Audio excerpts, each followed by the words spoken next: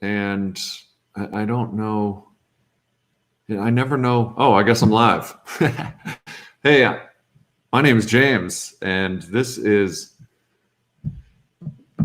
live stream Saturday at 9 p.m. Eastern Standard Time. I stream twice a day here with sobriety and recovery topics every day while we're quarantined.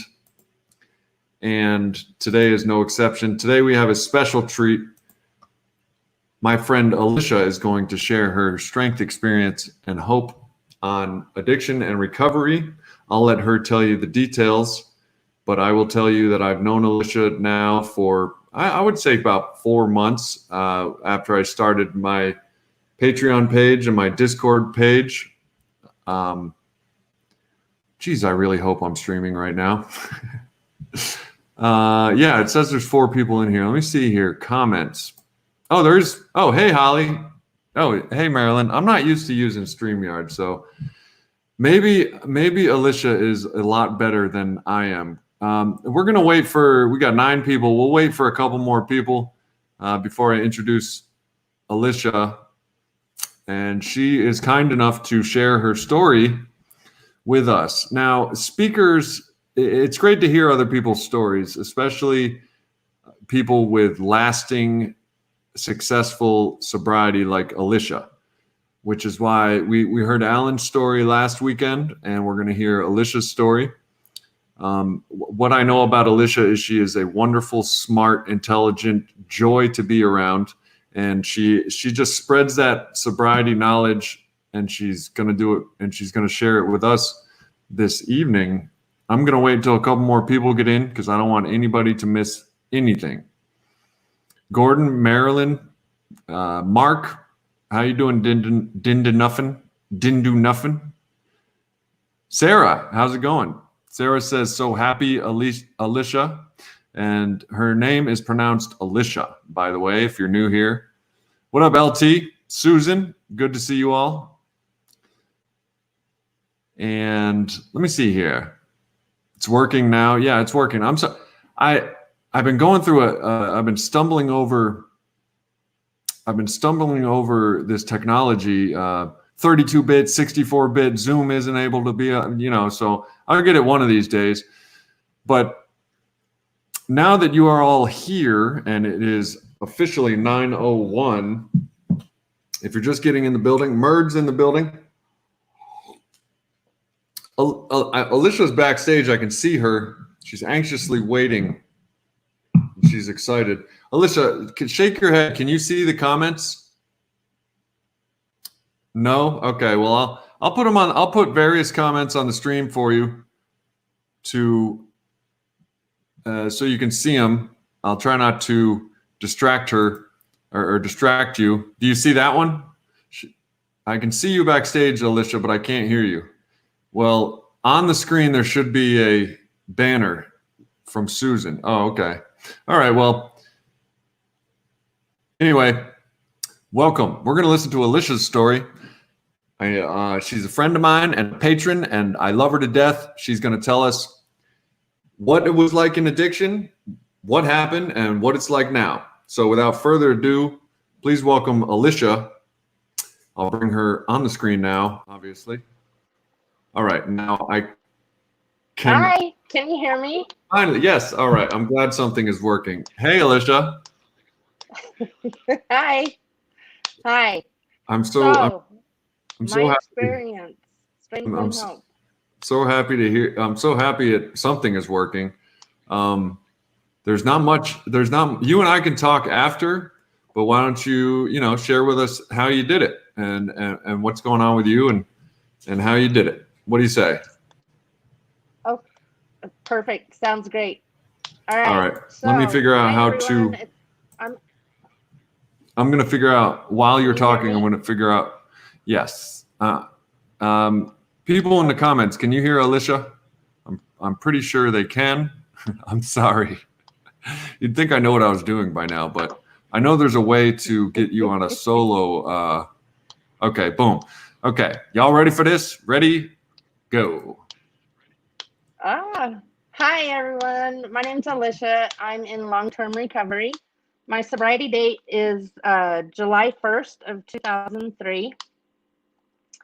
And I guess I'll just start at kind of the beginning, give you a little bit of history. So I was born in Kansas, and I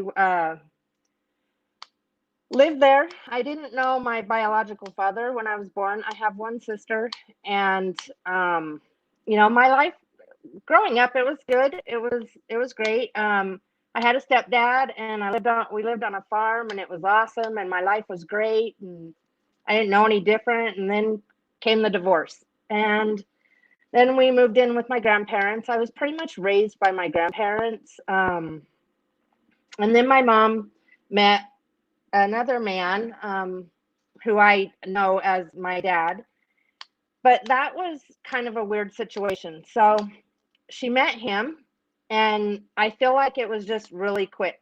She met him, she married him, and we moved away.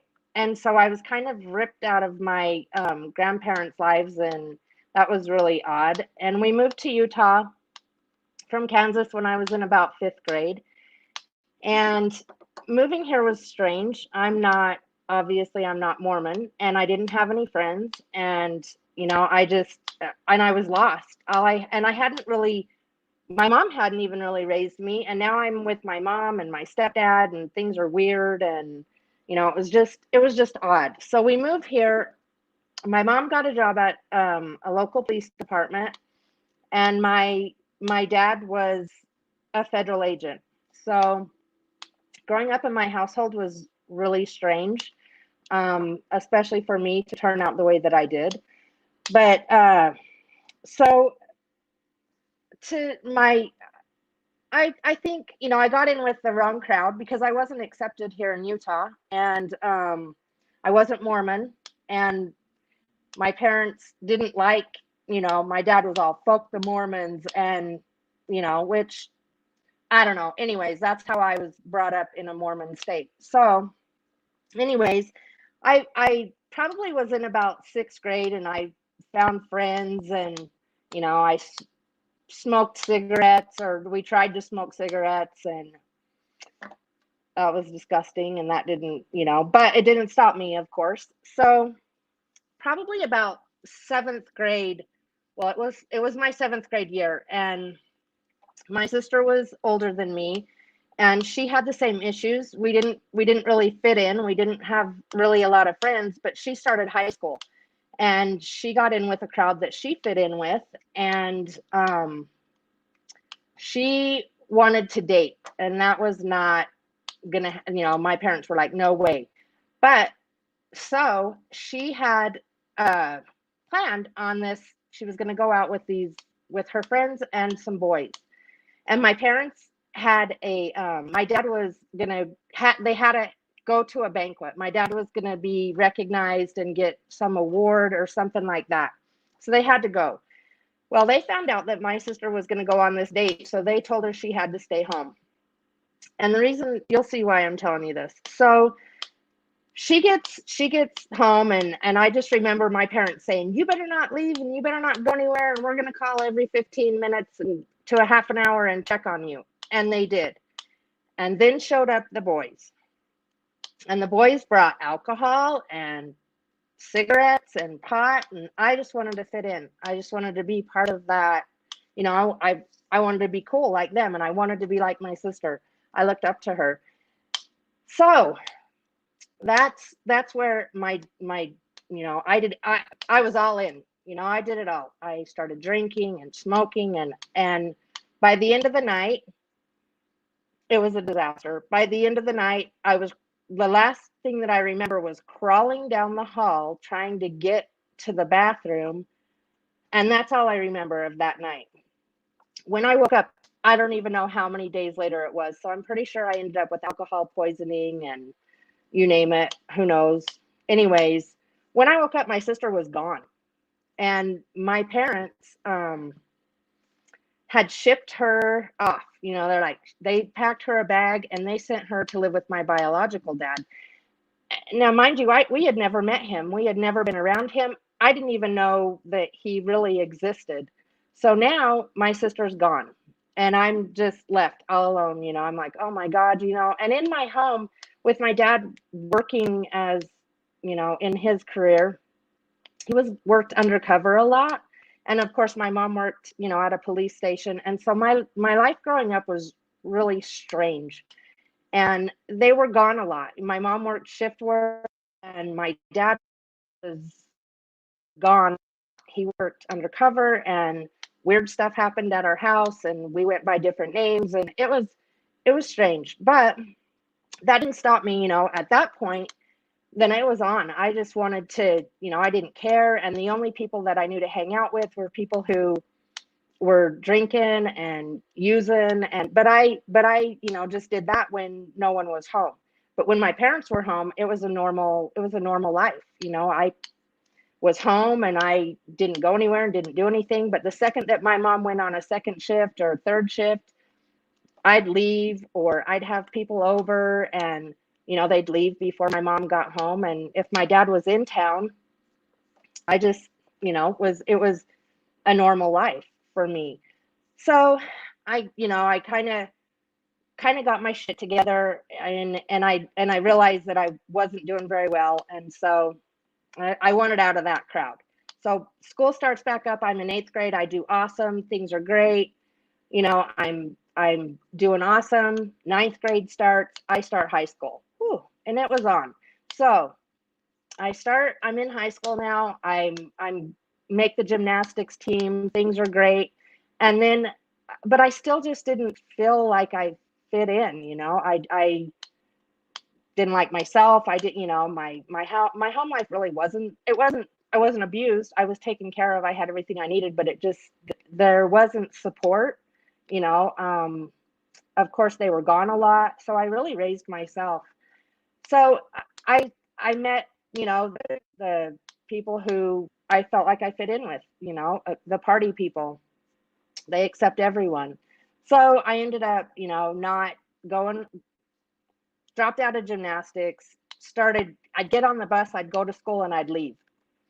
And we'd party and get on the bus and go home, and that was how I lived. Well, it caught up to me, and they started making the phone calls home, and I started getting in trouble at home. They found out that I wasn't going to school. Well, then I don't know, it was probably the end of my 9th grade year, and I was really partying it up, and we had left school. We stole a truck and we wrecked it. We got caught. I ended up going, and I was so afraid to go home. I was like, oh, I'm going to get killed. I went home and I got my ass beat. Well, at that point, I was like, oh, my dad, he abuses me, and, I can't be here. And so I ran away. And it was more, I was disappointed in myself, but still, I was like, my life is over. Oh my God, I can't live here. Well, they ended up sending me to, it was called youth services. And so, and I think all of this was like a scare tactic to get me to see, how life could be. But I was like, yeah, right on. That's fine. I don't want to live here anyways. So I go to this youth services. I meet some wonderful girls, and we run away, and we're going to just build our lives. I'm 15 at this point. We're going to build our lives. We're going to get jobs, and we're going to live in our own house, and we're going to party all the time. That lasted for a weekend, and I was like, I can't do this. I need to go home. And so I call a friend to call my mom, and they come and get me. But they said, we can't have you living in the house. You don't want to be here, and, we're not going to fight with you. So they put me in foster care. So I went for a month. I lived in 2 different foster homes. And finally I was like, I'll do whatever I have to do. I just want to come home. So I went home. Everything was good. I got back in school, and same thing, started all over again. I did good for a couple months, and then went right back to, getting on the bus, going to school, getting off the bus, getting in somebody's car, and going and partying all day. So again, it caught up to me. My mom sent me to live for the summer, she sent me to live with my grandma, and she had moved to Texas. So I spent a summer in Texas, and I came home, and I partied, and I partied the whole time. My grandma would buy me cartons of cigarettes. Well, what kind of alcohol do you want? And I was partying it up in Texas. And so anyways, it was time to come home and time to go back to school. And so, I had a new plan. I met some great people, and that I, was like, oh yeah, I'm gonna go back and see my friends again, but I'm gonna have to get a job. And so I get back in Utah, and I'm, go back to school, and then I start working. So I'm working at like a fast food place, and I live in a small town, and on the south end of Utah. It was more of farm land, and which is what I was used to. We had horses and stuff. So um anyways, I start doing good, and I'm working, and I had dropped out of school. So I met someone at when I was working, and he was my savior. He was everything I was looking for. Didn't drink, didn't smoke, he didn't know anything about my past. My life was gonna be great. So we're together.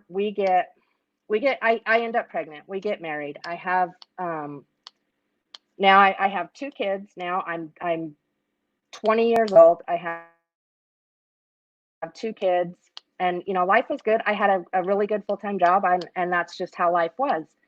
So, but still growing up, my mom was always sick, and she was always tired and always sleeping, and I just thought she just didn't feel good, and she worked a lot, and she had medical issues, and she was always going to the doctor, and I didn't. I just that's how life was.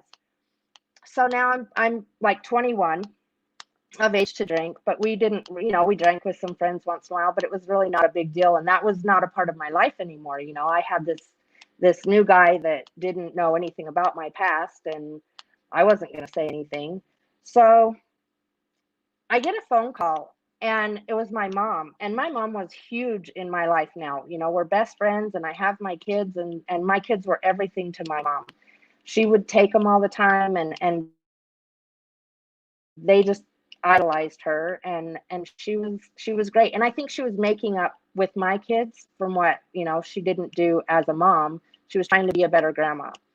But I get this phone call when I'm 21, and my mom, she's just in tears, and she says, I'm going to rehab. And I was like, rehab? What are you talking about? And I knew nothing about that stuff. I mean, why would I? My parents, they didn't drink, they didn't use drugs, they didn't nothing that I knew of. So obviously, my mom had a pill problem, and so she goes to rehab. She gets out, and it was a few weeks, and she gets out, and we went to a couple AA meetings, and she'd pick up chips, and so I figured she's cured, she's good. Then I get divorced, and so now at this point, my sister has moved back. Where she's an adult, she's moved back to Utah, and she's you know we're old enough to go to bars and hang out and party all the time. And so that's what I did. I was single. And so partied for a while. I ended up with a really good job and making really good money. And the kids would go with their dad every other weekend, and I'd just party it up every other weekend. And then so I was functioning. I was functional drinking. And I never really could drink very much, because I think ever since that happened, when I was younger, I wasn't very good at drinking. I would drink a couple drinks, and it would, if I took any shots, it would just knock my ass out. So I wasn't very good at being an alcoholic, but I really wanted to be. And I tried to drink as much as I could, but I would either get sloppy ass drunk or just pass out. So I realized that probably wasn't a good thing for me. But I found coke, and I found, pot, and did, all that stuff. So now, I'm probably about, I don't know, 25, 26, and I'm hanging out with my sister and her single friends, and I find meth. Oh my God. So there you go. I found the drug of a lifetime. So, but now mind you, I'm still only doing this as every other weekend. I was, a functioning alcoholic, addict, whatever. So it was every other weekend. And then my mom, was again, she was sick. She had medical issues, and she was in and out of the hospital. And I get a call from my dad, and he says, you need to go to the hospital. My mom had been in the hospital, and they sent her home. And that less than 24 hours later, they she ended up back at the hospital. And so the hospital wasn't very far away, and my kids were a little older now, and they were probably like 8 and 6 and 8 and 10 I think. And so I just, it was really, really early in the morning. And so I was like, well, the kids are asleep. I'm just going to run up to the hospital, check on my mom. I'll go back, get them ready for school, and go from there. So I go to the hospital, and I walk in, and there's blood. I mean, not blood all over the room, but they're pumping blood into my mom, and it's going in as fast as it's coming out. So I'm like, what is going on? Well, my mom says, what are you doing here? You need to go home, and you need to take care of those kids. They have school. And so I'm like, my mom's fine. Okay.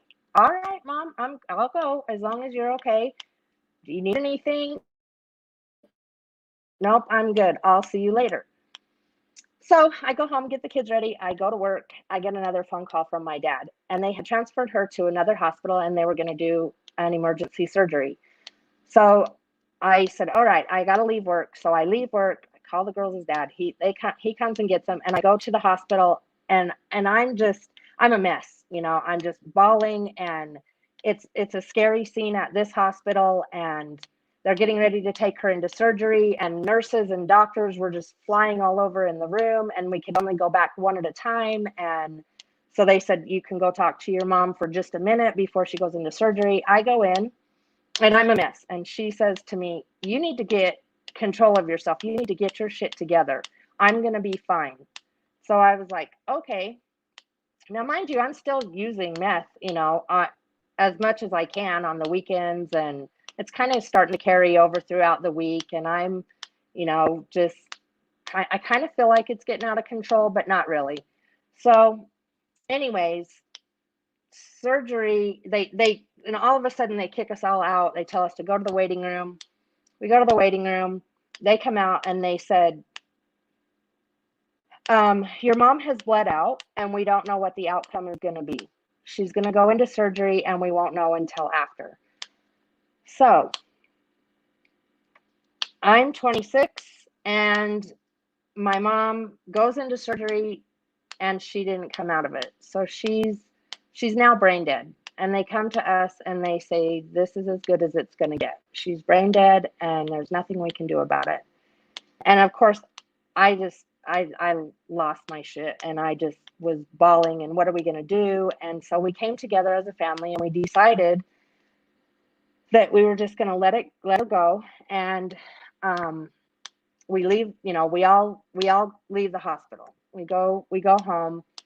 We get a phone call the next day, and my dad, the next day we all meet back up at the hospital. And my dad has decided, he's talked to some people, and they have convinced him that she's probably not dead. She's probably just in a coma. Not true. But he decides that he's going to put her in a long-term care facility because she's going to wake up and everything's going to be fine. So in reality, it's not fine. It's not okay. And I'm, I don't even know what to do. So I'm trying to help him take care of the animals on the farm, and trying to take care of my mom, and trying to, work full time and take care of my kids. And meth was the answer. Meth was the answer for me. I could do all this stuff. I didn't need to sleep. I wasn't tired. So, finally, this was months later. So this happened in October when she bled out, and it was now in March. And I finally, said to my dad, I can't do this anymore, and you've got to let her go. And we had a really long heart to heart. And so he said, okay. So it was I think it was less than 24 hours. And I stayed at the hospital, and he would go home, and then he would come, and I would leave. But after we made that decision, that was pretty much it. My mom, she passed away that morning. So I was lost. I had no idea what to do. My mom was my rock. She was everything to me, and now she's gone. And so I'm trying to help my dad, and now I'm a mess. And to step back a little bit, I think what had happened, I lost my grandpa and my great grandma three in September of this was I don't even know what year it was. Anyways, but so that my grandpa and my great grandma passed away in September. My mom basically passed away in October, but I would go every day to this long-term care facility and at night and take care of her and do the best I could to take care of my dad. And I didn't need to sleep because I was so high that but I thought I was functioning. So I ended up right after that I ended up losing my job. The guy that I work with was like, I don't like you and I don't have to work with you, and it didn't really have anything to do with my performance in my mind. And so I'm probably sure that drug use had something to do with it, but I was in denial of all of that, because I was great. And so anyways, I lost my job. So at that point now I'm 27. I'm just sitting at home collecting unemployment, using meth. And I only had one dealer and one person that I got it from, and they monitored. And I think how I was able to feel functioning and do everything was I only had one person that I got it from, and if they felt like I wasn't doing well, they would just cut me off. I didn't know that, but I figured that later. Anyways, but so I started meeting other people because I was home. And if they wouldn't give it to me, I had to find it somewhere else. So I found, other outlets, and just jumped right in. My kids, they they were struggling, and their dad had got remarried, and they wanted to go live with their dad because they had, everything at their dad's. They had their own rooms, they had everything, and I just thought that in my mind I thought he's not going to be able to do this, and I'll let them go and let him see what it's like to be, to try and take care of these two kids. And when you got to miss work and you've got to, there's all this stuff all moms know, and especially single moms understand, it's not, and dads, you have responsibilities as a single parent. So I'm like, yeah, you try it. I'm sure I'll have these kids back. But then I just spiraled into this huge, deep depression, and I just dove into the drugs. So, and I didn't have anyone saving me. No one. I was afraid of my family because, again, I had grown up in law enforcement. My stepbrother, and my stepsister. I didn't say that. I have two stepsisters and a stepbrother. They ended up moving to Utah, and they went to college, and my brother became a cop, and my sister became a federal probation officer. So again, it's all law enforcement. Everybody's in law enforcement, and here I am, this using drugs and trying to be normal, and nobody knows what I'm doing. And so I just stayed away from them, and they stayed away from me because I'm sure they knew what I was doing, and they didn't want any part of it. They couldn't have a part of that. So I continue to use, and now I've met all these different people, and I end up moving out of my apartment. I've pretty much that little plan about him giving the kids back, yeah, that backfired. And so I was by myself. I had nothing, and I had no reason to stay sober. And so I just was, fuck it, I'm all in. So I just started, I got hooked up with gangs. I got hooked up mobbing and robbing, and just a fucking nightmare. I moved to a new place, and I didn't even, I, this is insane. What I thought was, if I just stayed out in my room, I had desk and a computer and all kinds of shit in my room. If I just stayed in my room and used my drugs, I didn't know what was going on in the rest of my house. And my house was like a flop house. People were coming and going, and I had no idea who was even there. And so all I know is that I had drugs and I was high and life was good for me. And so, you know, it was a fucking nightmare is what it was. And so anyways, I don't know, I woke up one day, went out to the living room and was like, what the fuck is going on in my house? You all need to leave. And so I kicked everyone out except this one guy, and he's like, you know, I don't even know. We were just using, and you know, everything was gonna be fine. And I got an eviction notice. He's like, oh, you got this eviction notice on your door. I had no idea what was going on. So I was getting kicked out, of course, because of all the people running in and out and all the traffic and all the bullshit going on, that I was in complete denial that anything was going on, because it couldn't be happening if I didn't see it, because I was in my room. I didn't know what was happening. Anyways, total denial.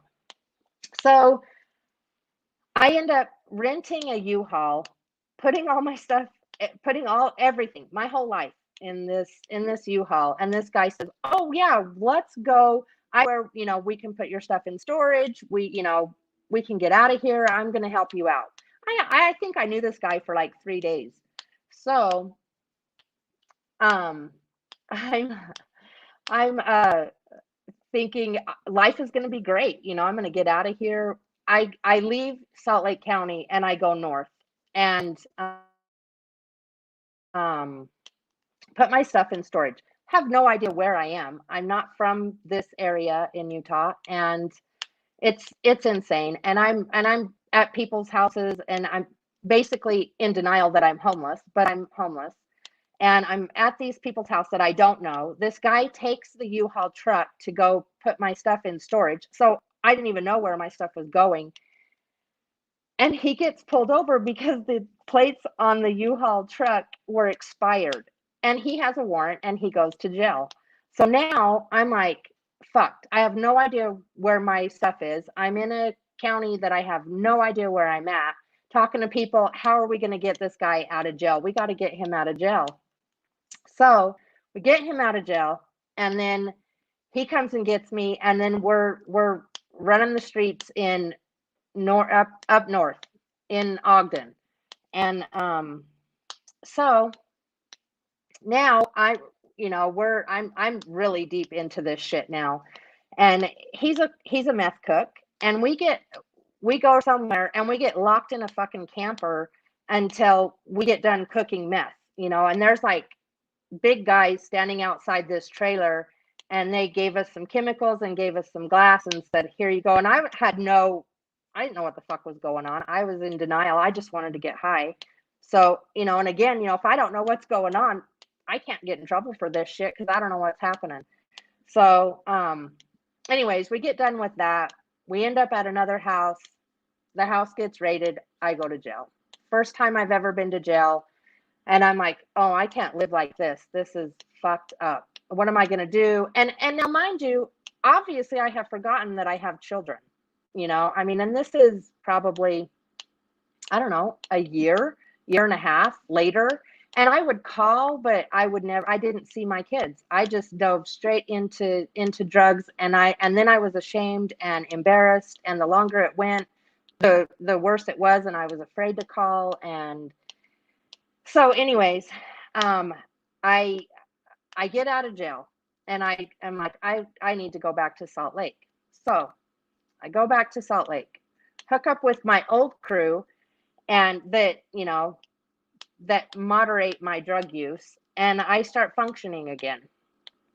Now, in all of this, I had received an inheritance, and so I had some money. So I got my shit together. I was still using, but I got my shit together. I got an apartment, and I met some different people that I thought cared about me, and you know, we were gonna be functioning drug dealers now. We're gonna make it rich, and we're gonna live off of the money that we make from dealing drugs. Oh my God. Anyways, but so in all of that, it's a shit show. And I don't know how I didn't. Oh, and so from back up, when I got out of jail, I was put on probation, but because I wasn't from that county, I didn't have to do, and they didn't have drug court or any of that shit. But they told me I needed to do some classes in Salt Lake, and so I did what I had to do, but I never stopped using, and I didn't stop, trying to go to prison or jail. I just was like touchable. No one, I wasn't going to get in trouble. I hadn't gotten in trouble, and so I just figured I was untouchable. One crazy ass story. I was in a stolen car, and I had teeny tiny little shorts on, thinking I looked hot. I was like, I'm 5'6", and I was like 90 pounds. And I had on a little tiny like tank top, crop top, and a little tiny pair of shorts. And we get pulled over, and there were two guys. Now, we were going to pick up a stolen vehicle that I had just bought. Anyways, so I have this stolen truck that I'm going to go buy, but I don't know that I didn't realize at the time that it was stolen.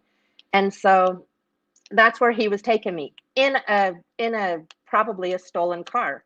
So we get pulled over. He lies to the cop. They pull us out of the car. He tells him he's his brother, and his brother has warrants, but mind you, they know who he is because he's got tattoos, and he's wanted and all this shit. And so I'm standing on the side of the freeway with another guy, loaded down with I had other people's IDs, I had meth, I had pot, I had pills, and if I even probably was to breathe wrong, this shit was gonna fall out of my shorts. But and so my purse is in the car. The cop gets my purse, pulls it out, and he says, "What's this?" and pulls out a digital scale out of my purse. And I just said, I use that for measuring my essential oils. I don't know what you're thinking I would use it for. And he's like, oh, okay. He shoves it back in my purse, hands me my purse, and said, you two need to find a fucking ride and get out of here. So we look at each other and we take off. I don't know. Luckily, someone drove by that he knew. They stopped and they picked us up. So I got out of that one. And I'm on probation still. So, I'm looking at having felonies on my record. And I get out of that situation, and then I hook back up with some old friends. I start running chemicals for cooking meth. And so, anyways, and I'm trying to, and I have my dad now has control of my money, so I have to, whenever I need money, I have to find some reason that sounds logical so that he'll give it to me. So, and I do this, and he gives me money, and I, keep going with my life. So at that point, I end up meeting another guy, and he goes to jail. Now, I'm a fucking nightmare, and my life is a mess, and I'm back to having this another flop apartment. People are just running in and out, and I'm fucking psycho and paranoid and higher than a fucking kite. And I meet this guy. He goes to jail, and we start talking on the phone. He's in there, and he gets sober, and he gets me sober, so I'm thinking, this is it. This is the man of my life. I don't have to hide anything from him. He knows all about me. He knows, he accepts me for who I am, and this is awesome, and I'm going to wait for him until he gets out of jail. So in the meantime, I get rid of my apartment. I moved to another county, so I could be closer to him in the jail that he went to, so I could visit. And I get sober and I get a really good job. And, he finds God. And so he starts, pulling all the prison bullshit talk that men say to us women. We believe it all, and they're going to save us, and they're never going to use again. And, man, they're so lucky they're in jail and they find God. And so now I'm learning about God. This guy, he asked me to marry him. So I'm like, oh, of course, I want to marry you. I want to spend the rest of my life with you. So he says, let's do it while I'm in jail. And I'm thinking, what? This isn't going to happen. So I said, okay, sure. So mind you, he's in a county jail and we have to fucking jump through hoops. And I'm telling myself, if this works, it's a God thing. And if we get married, then this has to be who I'm supposed to be with for the rest of my life. And I'm back in my girls' life at this, I'm as much as I can be, and they hate me and they don't really want to see me, but I'm still, I'm still trying. I'm doing my best, and now I'm sober. So now I've got some time. I move. I start seeing one of my daughters, my middle daughter. There's Kayla, who is my oldest, and Tawny, who is my middle daughter. And Tawny, she's just carefree, and she's, I love you, Mom, and I'm so glad that you're doing good. And my older daughter is, I don't even want to look at you. You make me sick. So, anyways, I take what I can get, and I, start seeing Tawny every, as much as I can. And we're trying to push all this through to get married. It's approved. Oh my God. So we have to go to do all this on the same day. We have to go to the courthouse on the same day, but we can't go at the same time and all this bullshit, So we pulled this off. And so it has to be a God thing. So I got married to a man in Utah County Jail. And so he gets out, and I've got this really good job, and I've got us a place to live. I've got 2 cars. And I'm sober, and I've been sober for now. It's probably about a year. And so he gets out, and all he has to do is get a job. And, and he said, he knew where he was going to go to work. He knew what he was going to do. He had a plan. And he's out for a week, and he's getting high. And, and he would go, meth was not good for him. He would kind of go into psychosis no matter how much he used. He could take one hit and he was fucking gone. And so I'm like, well, I'll show you. If you're going to use, I'm going to use. And in my mind, I'm thinking, well, he's not going to want to see me like this, so he's going to quit. So now we're off and running. I find out that I'm pregnant. And so I used the entire time that I was pregnant. And, I didn't even think nothing of it. We lived like we were homeless. We had a home. We lived like we were homeless. We were couch surfing, and, I'd go days without eating. And, I finally, I thought maybe I should go to a doctor, let them know I'm pregnant or something, I'm starting to show. And so I go to this doctor, and, nothing said, but now I'm further along. It's getting close. I'm probably about 8 months along, and now I'm scared. I've started like realizing it's real. And what if this baby comes out and there's problems? What if she's not normal? I mean, I've used the entire time that I was pregnant. And so I had to tell my doctor. I said, I've got to tell you, I've been using meth. And he said, all right, this is the deal. You miss an appointment, you change an appointment, you don't pass a drug test, I'm calling the children's services. So I was like, fair. I'm done. I'm done. I'm not going to use anymore. So now we've moved to down south. I'm not in Salt Lake anymore, but I still have to come to Salt Lake to these appointments, because if I don't, he's going to call Child Protective Services. So we drive 3 hours for every appointment.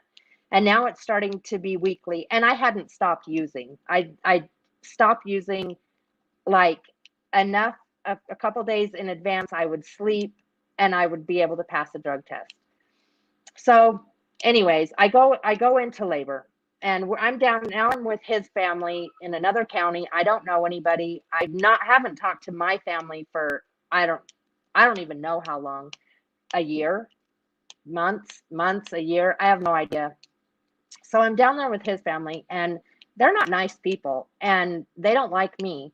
And he has all sisters, and all they want to do is rip my eyes out or get high. So we're down there. I go into labor. I go to the hospital, and I'm scared. I still am thinking I'm going to have some, who knows what, this baby's going to be and what could happen. So I need to tell these people that I've been using drugs, and I probably was dirty, and I was scared to death.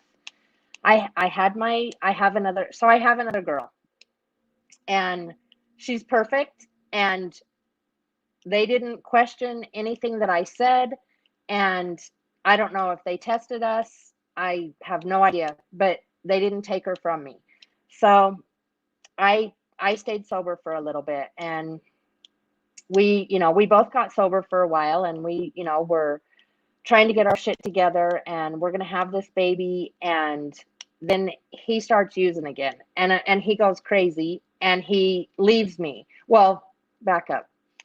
He starts getting all crazy, and we're using, and I'm drinking and smoking pot, and just you name it, whatever I could find other than pills. I'd never really got into pills. So or heroin or anything like that, and I never shot up. Not because I thought I was better than, I just was never around it long enough to get into that type of drug use. And heroin, I just saw people nod out, and that's not what I wanted. I wanted to go. So anyways, I end up pregnant again. And of course, anyone who has used methods in here, I'm not sure who, but you'll understand. He's thinking every time I get out of the car, this baby must belong to someone else. Now, I went through this the whole entire 9 months that I was pregnant with Kimmy, my daughter Kimmy. And it was every man. I could walk by a man and it was his baby. We had to have slept together, and it was insane. It was just fucking insane. So I'm pregnant again, and this time I'm scared. I have enough wits about me to know that I've been drinking a lot, and this baby may not. I was lucky with Kimmy, and this baby may not be okay. So all of a sudden he gets all weird, and he leaves me down there with his family, and decides he's going to go live on the reservation. And so he's Navajo, and he's going to go live on the reservation and do whatever. I don't know. Anyways, so he leaves. So I'm stuck there with his crazy family, and his and all I can think of is I need to get an abortion. There's just I have to. I'm scared to death, and there's no way I can't even support myself and one baby. What am I going to do with two? So I need to get back to Salt Lake somehow. So his sister says, I'll take you to Salt Lake. And of course I still had my connections up here, and that's all she wanted was drugs. So we get to Salt Lake, and we're running around. I go and start the process to get my abortion, and you have to watch a horrible movie, and you have to wait 24 hours. So in that 24-hour period, she kicks me out of the car with my baby in a police parking lot, and I'm higher than a fucking kite and scared to death. So now I have a baby in a car seat, a diaper bag, and my purse, and that's all I have. And I'm a fucking nightmare. And I'm scared to death because now I'm sitting in the parking lot of a police station that she just kicked me out, and I'm thinking I'm going to go to jail and lose my kid. I got to get the fuck out of here. So I leave. I go, I find a phone, and who do I call? My drug dealer from here in Salt Lake. Come and get me. I need some more drugs, and I am stuck here. And so she's like, I'll be there in a minute. So I don't know, probably about 6 hours later, she shows up, picks me up, and says, I'm getting ready to go do something. And she's like, you can't come to my house. And, we got to find you someplace to go. And in that time, I sat there and was like, I can't do this anymore. I can't live like this. I need help. I'm going to go. I'm going to just go to my sister's house, and I'm going to beg for mercy, and I need help. So I go to my sister's house. She takes me there. She drops me off. I'm sitting on the porch. They're not home. I'm waiting. They don't show up. So I fall asleep. Finally, I fall asleep on the porch, and I wake up, and I'm freezing cold, and I'm sure the baby was cold, and it was a fucking mess. So I start walking, and in my mind, I'm thinking, I just want to go to a hotel, and I want to take care of my baby, and I need more. I need to get high. I don't know what else to do. I can't even function. So I start walking, and this man pulls over, and he's in this crazy looking van, and he said, you really look like you could use some help. And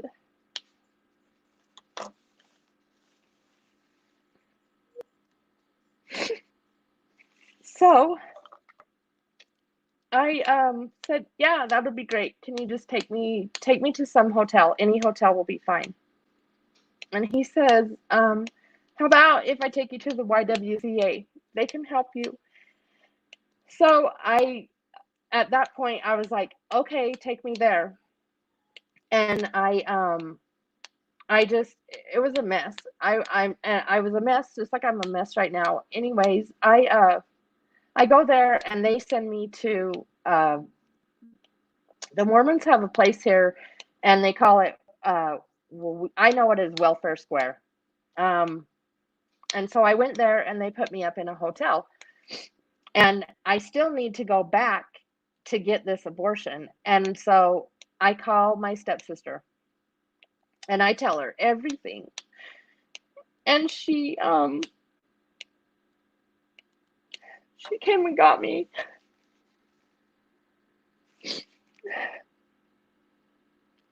And I went and had an abortion. And so now, mind you, I'm at a crack hotel, and the people next door to me are people that I used with. And she's like, I'm going to help you, but you need help. You can't keep doing this. And so I said, okay, I'm done. I can't live like this. I can't do this anymore, and I need help. But really, in the back of my mind, I wasn't done. I just wanted to go somewhere so that I could get stable, so I could go back to what I knew. I mean, that had become my lifestyle, and I didn't know how to live life. So this place that she gave me a number to was a homeless shelter for women and children in treatment. And I went there, and I got sober, and I got into treatment. I went into a intensive outpatient treatment. But when I went and talked to them, they just said, oh, and I knew what I was doing. I was manipulating the whole situation. And they're like, oh, you can just do an outpatient, just a normal outpatient treatment, like maybe, I don't know, once a week or something like that.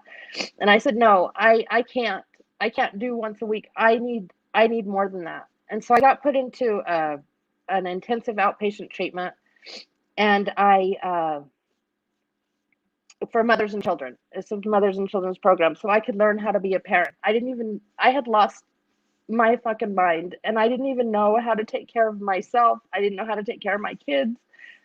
And, I didn't even know what to do. So at that point, I surrendered. And I found in this little place I lived in, this little shelter, it was, all of us were there for the same reason. We were trying to get sober and keep our kids. And I found AA, and I found a program called Crystal Meth Anonymous.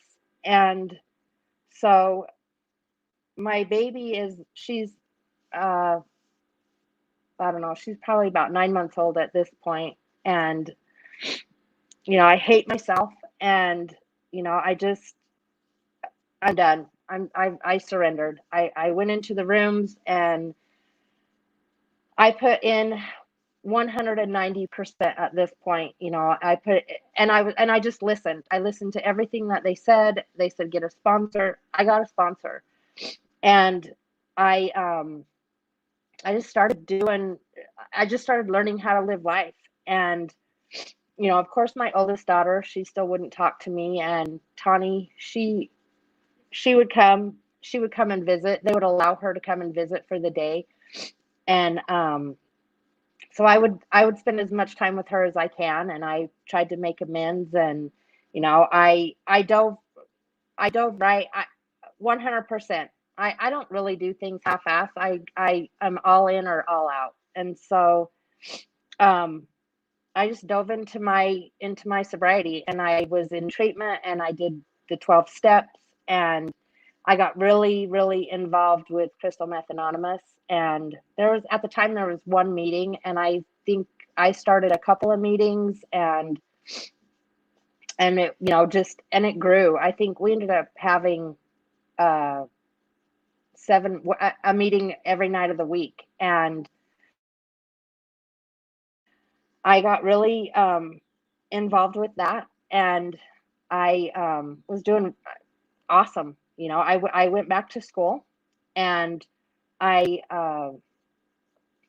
I got a really good job at the University of Utah, and I worked in the epilepsy clinic. And I just continued to put 190% into my sobriety that I put into my drug use, which is the things we hear in the rooms.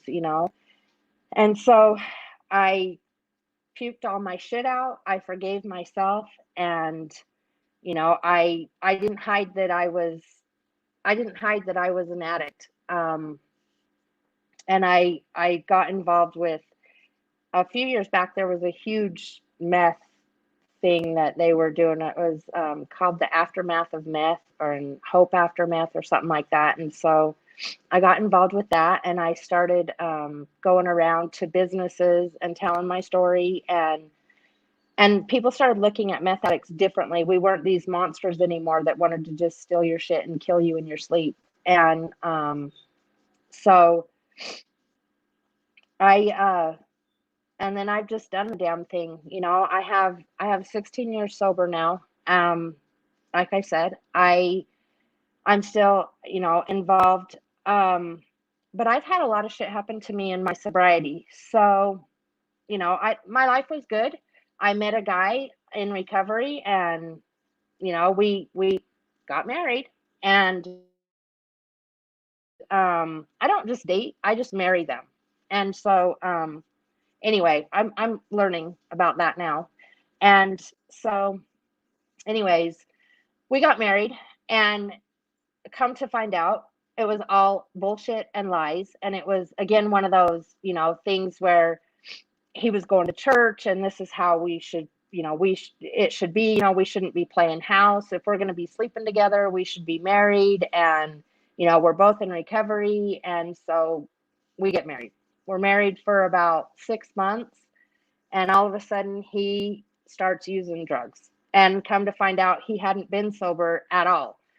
And I mean, and I saw the red flags, but I still was like, no, if I can do this and be sober, so can he can't be lying about this shit. But then he couldn't hide it anymore, and he would just take off and leave for weeks, or a week, and drain the bank account, and come back and say he was sorry and want to do rehab. And we did rehab, and we got involved with the church, and I kind of started stepping away from CMA, started falling apart, and a little bit. And I just, was trying to find God at that point. And so anyways, he was a fucking nightmare, and we ended up divorced. And again, you know, I felt like back again, I was starting over, and I left him, got an apartment, and got my shit back together again, built back up my bank account. And you know, I have this, and I still have this really good job, and everyone there is so supportive. And I just, you know, I just couldn't even believe it. You know, I would look at myself, and you know, I was like, you're talking to someone who come from eating out of a dumpster, and who sometimes I didn't even know my fucking name, and you're asking me how we should treat this patient, you know, and what we should do. And you know, it's just neurosurgeons and neurologists, and they're coming to me, and I'm just like, wow, you know. And I just started realizing that I'm not a piece of shit, and you know, I'm worthy, and I love myself, and you know, I deserve better. And so um now my daughters are older, and they're, you know, married and doing their own thing. And Tawny, my middle daughter, she she has some health shit going on, and so we didn't really know what it was, but she was just in a lot of pain all the time, and the doctors would just throw pain medicine at her. So now I have a daughter who's addicted to pain pills, and she's trying to, you know, she knows I'm in recovery, and she comes to me and she wants help. And so, you know, I'm like, okay, I'm going to help you. And, you know, her husband's a fucking nightmare, train wreck. And she has been through it. And she has she had a daughter when she was 16, and with an abusive man. And she got out of that relationship, and then she got with another man, and her and him started using pills. They both got addicted to pills. And so she wanted off. And so she said, I'm going to go to this doctor, and I'm going to get off of these pills.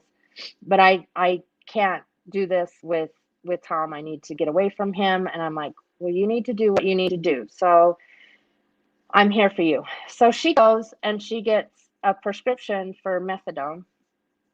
And I don't, you know, I'll probably never know the whole story for this, but she ends up overdosing on methadone. And so they life flight her to the University of Utah, and she's in a coma, and I don't know what's going to happen. And so then she wakes up, and she's in the hospital, and they finally figure out that she has a medical condition that it's called MALS. And basically it compresses your ligaments in your stomach, and she can't eat. And so whenever she would eat, it would cause her pain, but it would radiate, and she couldn't really pinpoint where it was coming from. So it all made sense, you know, but all they did is throw pain pills at her, and they never tried to figure out what was wrong with her. So she gets out of everything is great. She gets out of the hospital, and she's, you know, she's still struggling. And I'm thinking I need to do the tough love, because I wouldn't have got sober if they, you know, people wouldn't have done tough love to me. And so, and I'm trying to keep myself, you know, sober, because I'm just left a fucked up relationship where I don't know how I didn't use, but I didn't. And I'm trying to help my daughter. And so we put her in a rehab, and her husband becomes this big douchebag who never really took care of the kids anyways. It was all my daughter. She didn't work. She took care of the kids. She left him, and she's trying to get her shit together. And he ends up getting an attorney, taking the kids away from her because she was trying to get help. And she ended up overdosing on gabapentin. And I don't know if that was planned or if she was just trying to get high. But that was in 2015. And here, I'll show you a picture.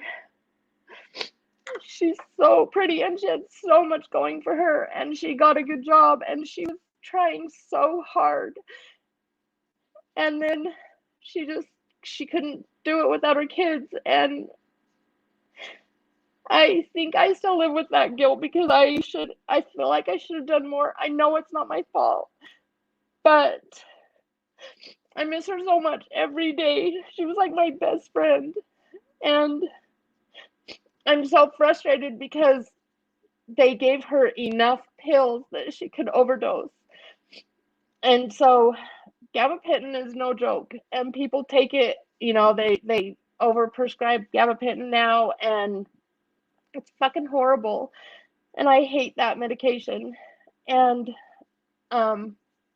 anyways, but I'm here and I'm sober and I stayed sober. So I know no matter what, I never have to pick up and use again. I never have to live like that. And I never have to pick up and use again. And I've done so many good things with my life. I own a house.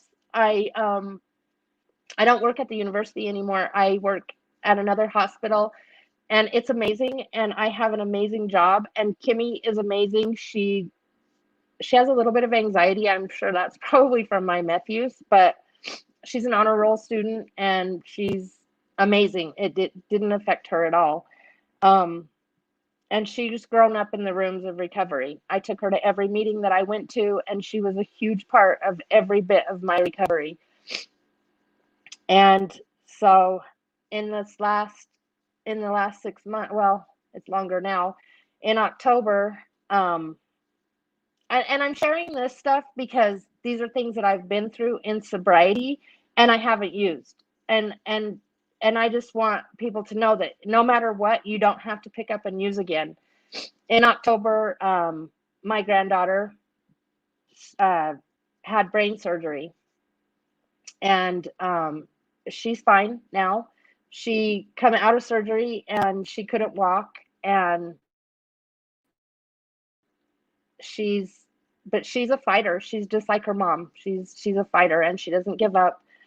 And she's doing awesome now, and she doesn't have seizures anymore. She had a tumor and they got it out, and so far so good. Everything is amazing, and she's great. She actually was in the hospital from the end of October to the end of November, and she ran out of the hospital, and she was paralyzed on her left side. So then in November, the day that she got out of the hospital, my dad went in the hospital. And he passed away the end of November. And so I'm kind of still dealing with that.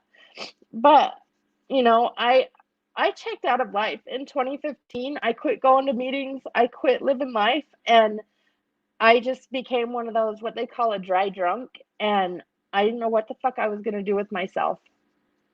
And then I don't know, I just started accepting shit again, and I decided at the beginning of the year I am the only one that can change what happens in my life. And I realized that I needed to get back into society, and then all of this fucking shit happens with COVID and everybody gets locked down. And so I'm ready to take on the world again and start doing big things. And here I am stuck in my house. But again, a blessing in disguise. I'm gonna laugh about this. I got caught up in the TikTok fucking rabbit hole. My daughter got me all hooked on TikTok, and I found LT.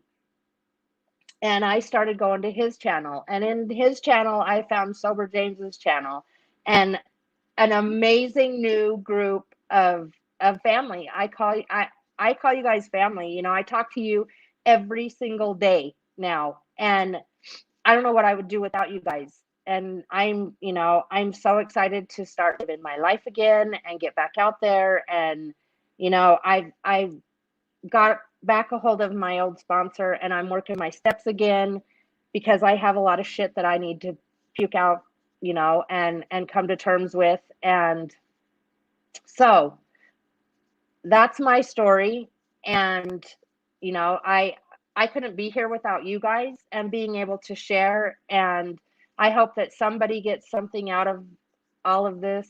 And I'm just going to continue to fight the fight and get back and continue doing AA and work my steps and get my shit together. Thank you so much, James. Thank you. And that's my story. Thank you, Alisha. That is one hell of a story.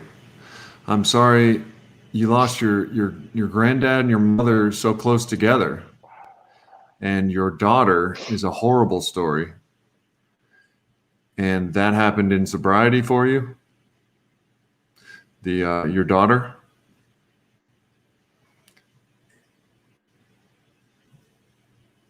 Can you hear me, Alisha? I can't hear you. Can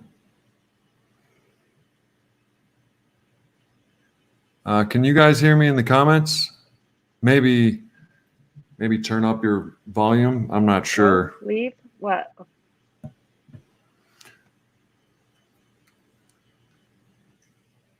No. Oh, okay. Can you guys hear me in the comments? Is that a Alisha? If you can hear me now, come back when you get a chance. Click back on the link. I think Alisha had her volume down, but damn, what a story! 16 years of sobriety, and before that, a lifetime of turmoil, relapse in addiction with meth, toxic relationships. Alisha, if you're still watching, and just click on the link and come back. I got questions. Here's Sun Ray. Sun Ray is a viewer and a patron of mine. Sun Ray, how you doing? It looks like your mic is off. Yeah, I'm muted, bro. Just much peace. Like, just wanted to come maybe to help with a little bit. If Alisha wanted to come back, maybe she had in her settings the speaker wasn't set right or something. But because we'd love to keep chatting. That's the only reason I really came up. That was like really deep story and awesome that she was able to present it in such a clear way, man, and hold herself together. But okay, here she is. I see her backstage. I think she's trying to get back connected. Could you relate to her story, Sunray? Like I could? I mean, so much of her story I can relate to. Yeah, like I've been. Yeah, there was a lot of. I mean, in fact, on the pregnancies and things, obviously being a male, you can't. But just the situations of being out, down and out, and the lowest of lows at some points, but really trying to get through, frustrated with so many things.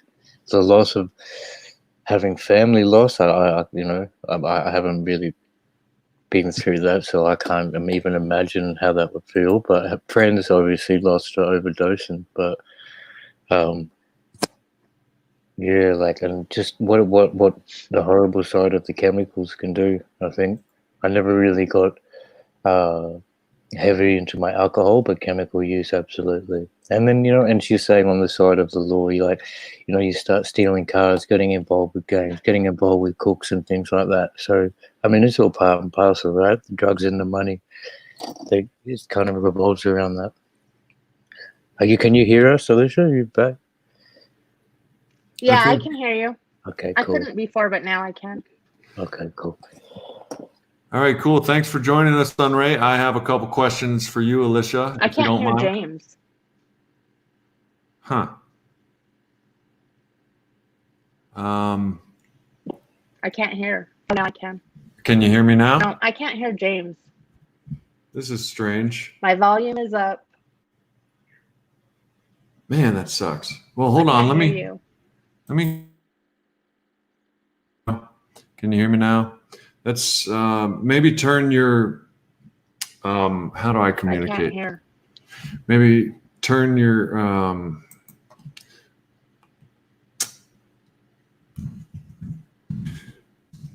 so much. Technology is great when it works. I don't know what to tell her. I honestly, let me see here. I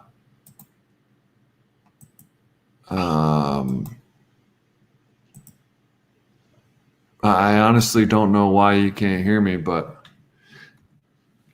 will somebody type you can I don't know how to remedy this.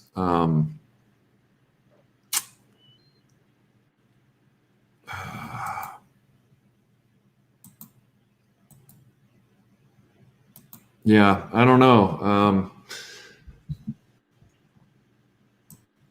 Not really sure. Maybe view it on YouTube. Open YouTube, Alisha.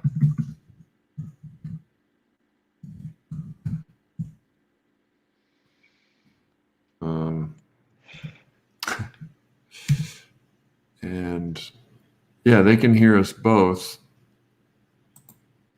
Maybe she can see I can't this. hear James, so down what? Open YouTube. YouTube. And I can't see the what you're asking. I got hold on, right here. Open YouTube. Volume. And I don't have my glasses on, by the way.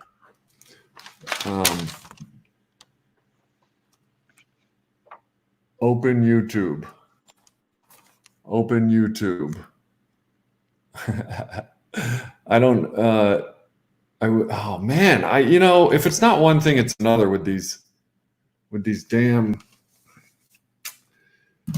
Oh well, it's like if it's not one thing, it's another. I have so many questions for you, Alisha.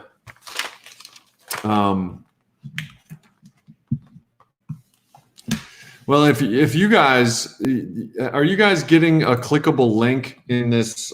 Are you guys getting a clickable link right here when I post this?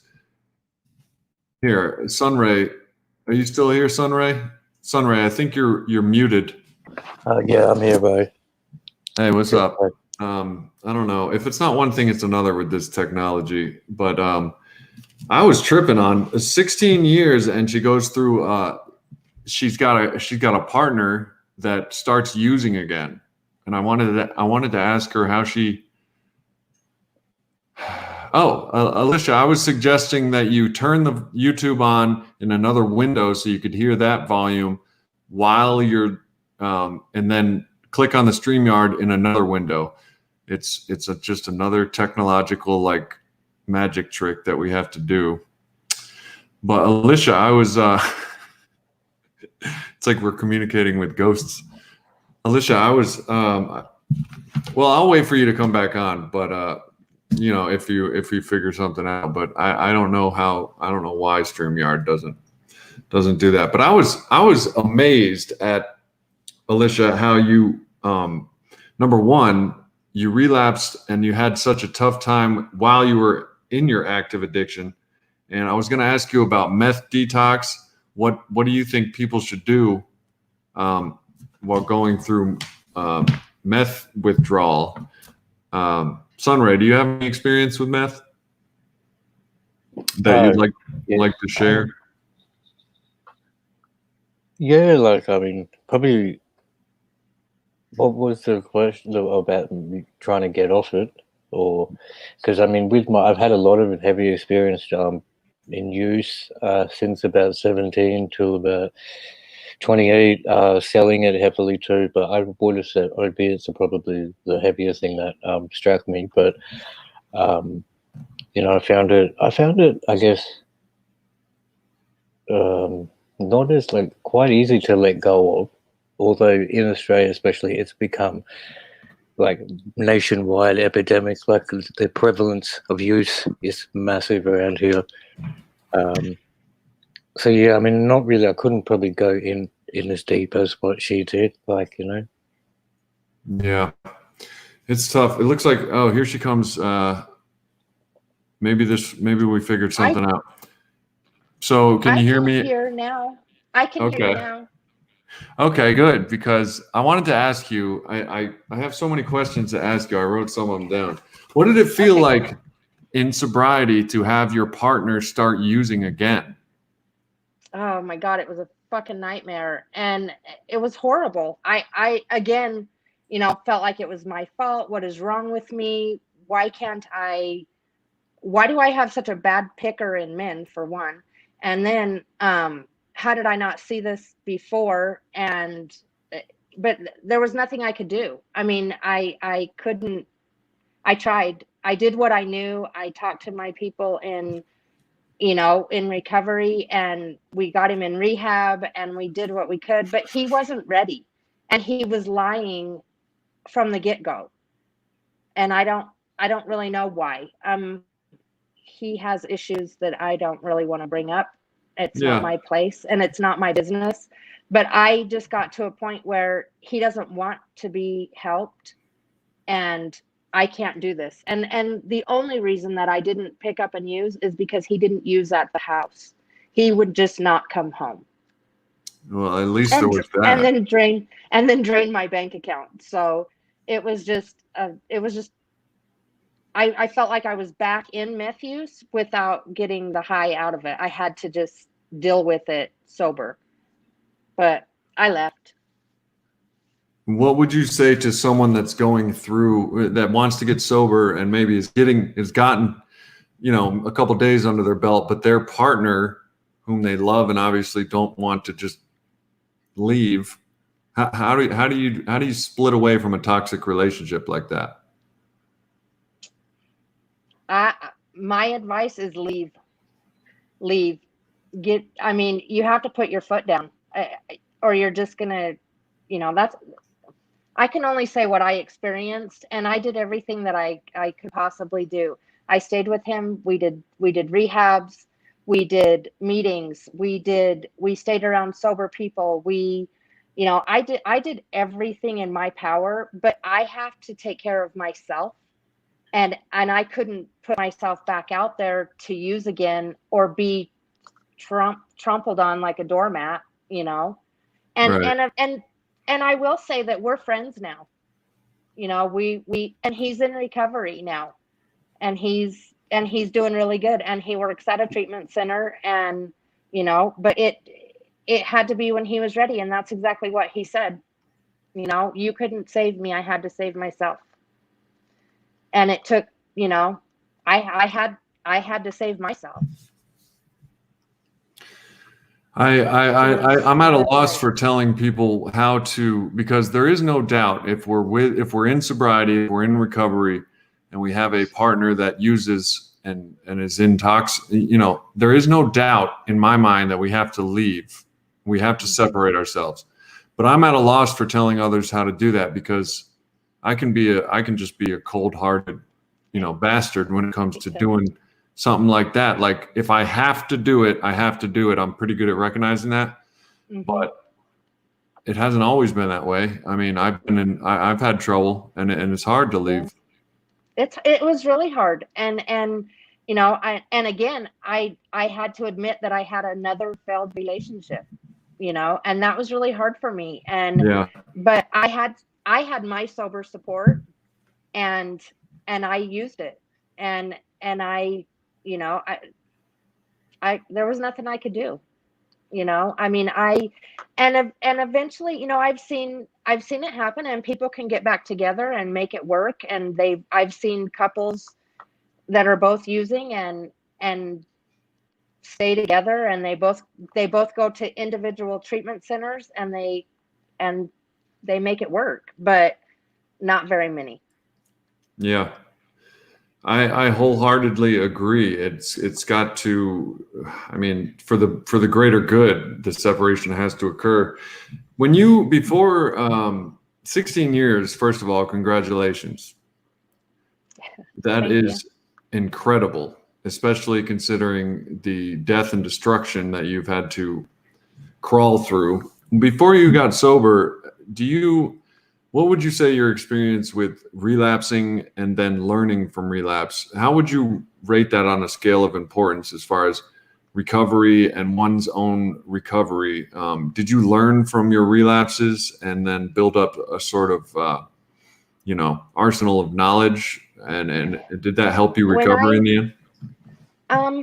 I didn't, when I got sober, I didn't relapse from when I got sober, but I had all those Right. relapses prior to, and I wasn't in any program. I would get sober on my own. I didn't have sober support. I just knew that I couldn't do that. And I thought, that there was light, when I got sober, it was because like my husband was in jail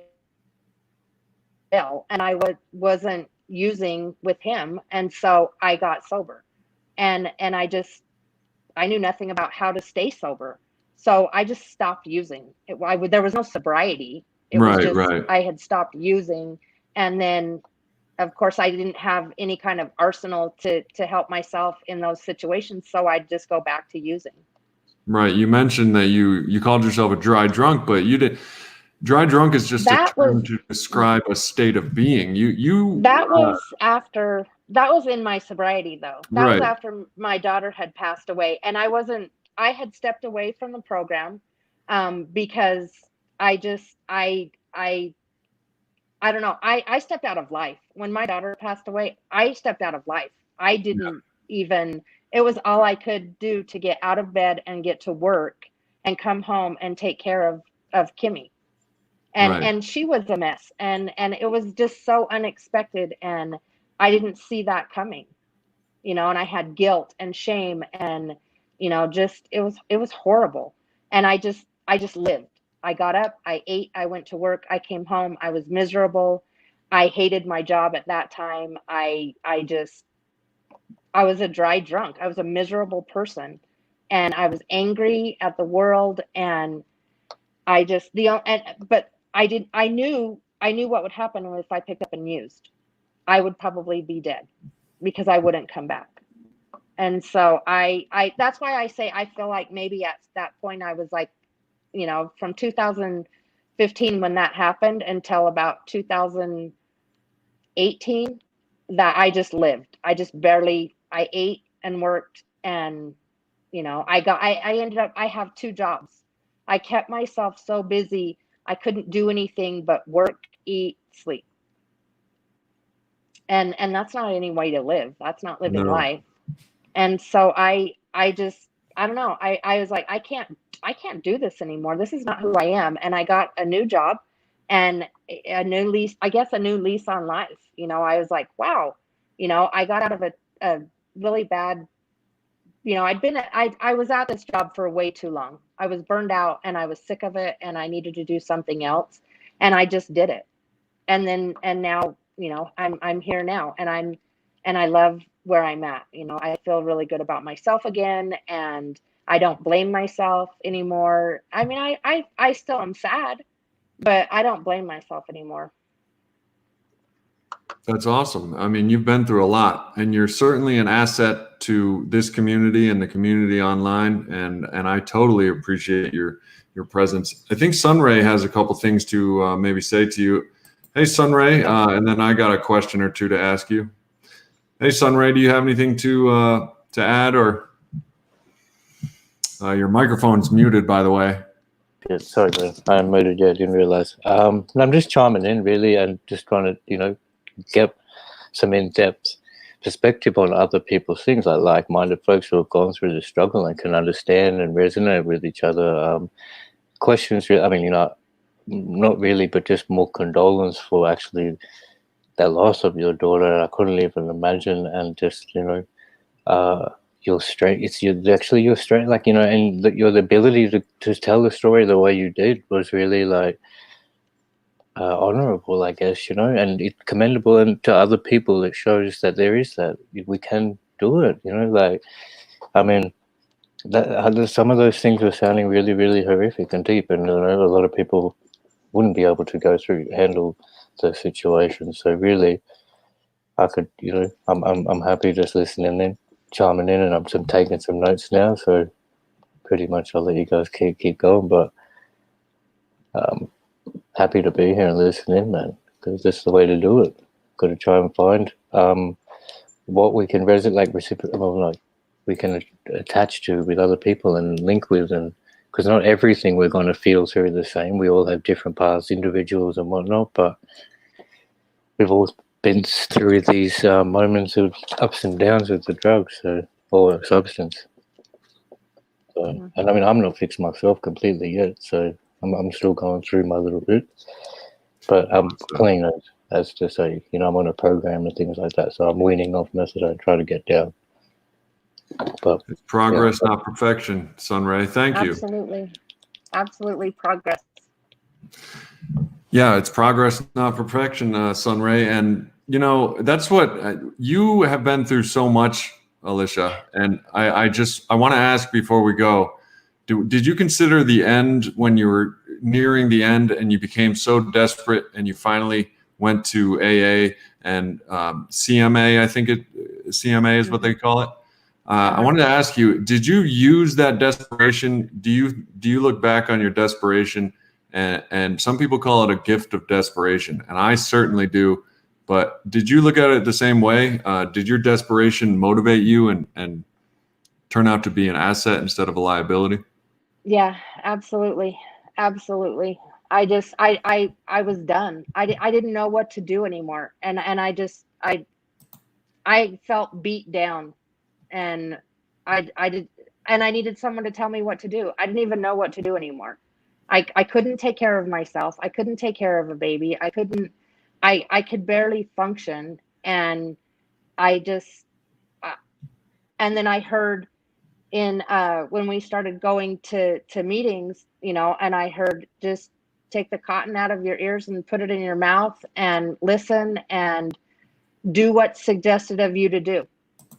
So I was like, I'm there. You tell me what to do, and I will do whatever I have to do.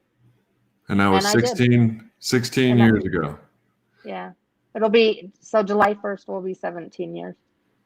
That is 17 years. I just realized today, we're getting old, Alisha. We are. You may not be, but I'm getting old. I just realized today Ace Ventura is 26 years. The movie is 26 years old, and that was my favorite. It is? Oh, God. Yeah. Why but you gotta 17 years of clean and sober. Did you find that the AA, I mean, you weren't much, there's not much drinking in your story. Did you find that AA helped as much, or just it's like almost like similar to any other? It's the same. I just put drugs in place of alcohol. And there was alcohol, but I think because of, in the very beginning, that very first time that I drank, and I was in some alcohol poisoning, and I tried to drink. I hung out at bars. I tried to be an alcoholic, and I just couldn't do it. I couldn't drink like that because I think my body had already, rejected that shit. And so I think I just couldn't. I think the way we're made up, because I'm an addict full and full. I will abuse coffee. I will abuse cookies. I will abuse alcohol. But honestly, stimulants, I will take downers way before I'll take stimulants. And it sounds like you're the opposite. And I think it's different for everybody. And I read a little bit about this, and it has to do with what, releases the most serotonin and stuff like that. So like, all these people get into these like boogie boarding versus surfer arguments, like meth addict versus alcohol addict. It's all intense to the person. I wanted to feel different. I didn't care what it was. I wanted to feel different. Yeah. And I was only accepted in, where people drank or used, and they didn't care if I drank. They cared about if they were drinking, and so they didn't really know how much I was drinking. And I tried. I mean, I'm surprised I didn't go to jail for drinking and driving. I would get drunk and I would drive and I would do stupid shit. But alcohol just wasn't my thing because I would miss out on shit because I would go to sleep. I just wanted to go to sleep after I had a few drinks, and I was not it just didn't work for me. Whereas I've met a lot of people who, pills. My daughter was like, she would take pills and act like she was on meth. I didn't know how she did it, Mhm. Oh, you're talking about but opiates and she stuff? did. Because And so, opiates would hype me up. yeah, I'd get yeah. all chatty and hmm stuff. Yeah. Yeah. And if I took a pain pill, I'd be asleep. I wouldn't even Yeah. make it to the door to go anywhere. I think that has So to do I'm with, just not a downer person. yeah. Yeah, I get hype on Percocets. I get chatty hmm and I get Not kind of me. shaky and shit. I think that's the ADD. I think there's some sort of cross thing with ADD there because Ritalin and Adderall will calm me down sometimes, hmm whereas some Yeah. do not. So Well, it's like our makeup that yeah, it's it's like just our makeup. different wiring. Different wiring. I'm so sorry to hear about your daughter. Can we see her picture again? Sure. Such a waste. I mean, a waste of a Batman fan and everything. Yep. I know. How many daughters do you have? I have three.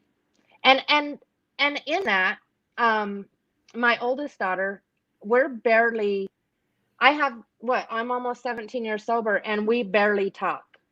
Mm-hmm. She just moved back to Utah a couple of years ago, and we just and so I have six grandkids, three from the daughter that passed away and three from my oldest daughter, and it's the grandkids that have brought us together. And we talk now, but it's very short stints. We don't talk about a lot of stuff, and so but and in that, with I still look at things happen for a reason. And no, I did. So their father, my first husband, he passed away of leukemia, and they wouldn't have had that time with him had I not went off the hook and let him have them. So, sometimes I think, things happen for a reason in your life. And they got to spend a few years with their dad that they Right. wouldn't have had, but I mean, that's no reason that I should have used or whatever, but they got all that time with their dad that they wouldn't have had. There's So absolutely no I reason. try to be optimistic with all of it, all of the bullshit and all the there's when I look at my story, there's so much, there's abandonment and loss and just awful stuff. And I try to be optimistic and look at the good things that have come out of it. Oh yeah. There is no doubt good things that come out of it. 17 years. You are with us. You're a wonderful part of the community, and I consider you a friend. You're a lovely woman, and you have so much strength, experience, and hope. It's incredible. I'm extremely grateful that you made it through that hellish everything. Yeah, me too. But I agree with you. Like there's the shit that happens in the end some of it winds up being the best stuff that could have ever happened. Yeah, absolutely. It's weird like that. Well, I'm so glad you did the damn thing, as you say. And like I said, I love having you around in the Discord and on the community and everything. Thank you for sharing. Thank you so much. Thank you for letting me share. It helps me too. It helps me too. Yeah, I can tell. I mean, it helps all of us. Sharing is caring, and it helps all of us. So I appreciate it. I really do. All right, thanks. Well, stay on. Go. Don't go anywhere. Stay on? Oh, Yeah, don't go anywhere. stay on. Okay. We're gonna sign off together. Okay. Thank you for Okay. sharing. This has been Alisha's story. She's got 17 years. If you guys are catching the end of this, you can get this. You can see this in my live stream playlist and rewind it. Totally worth it. And I stream tomorrow at 11 a.m. Eastern Standard Time. And Alisha, I'm sure this isn't the last we'll be seeing of you. Oh, definitely not. You're stuck with me now. Yeah, I'll take it. All right, everybody. I'll see you next time. And until next time, just keep doing a damn thing. All right. Good night. Good night, Alisha. Good night.